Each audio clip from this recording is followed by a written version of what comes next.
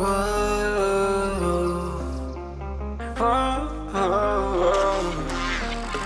I got a premonition, I'm dreaming you and I on my darkest. Hey guys, this is the Eastern Gaming YouTube channel, and today we have got a very weird leak of Huawei P50 Pro. So today the first image of the upcoming flagship phone from Huawei, which is presumably the Huawei P50 Pro, appeared on the web. Although these are the unofficial renders, they were created on the images from a patent that were registered by Huawei. So the design in this picture is completely not groundless.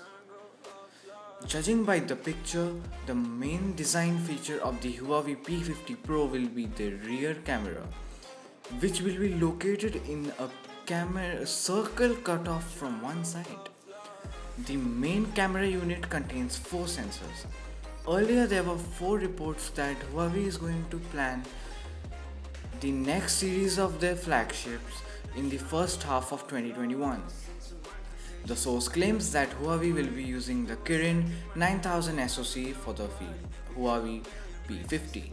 In addition, the report states that the display suppliers for the Huawei P50 are Samsung Display and LG Display. Apparently, they are now preparing for production. The source also adds that Samsung Display and LG Display will definitely supply displays for the Huawei P50. However, it is unknown if they will really receive orders for the Huawei Mate 50 series. Huawei to launch the Huawei P50 series in 2021. As you know that Huawei has suffered a great impact in its smartphone division due to the US government ban that is pursuing the company in both hardware and software front. The ban is there since 2019 and the company managed to survive its consequences. However, things got a little more complicated in 2020. The company lost access to its HiSilicon chipset division. TSMC, the actual supply of 5nm chips, cannot deal with the company anymore.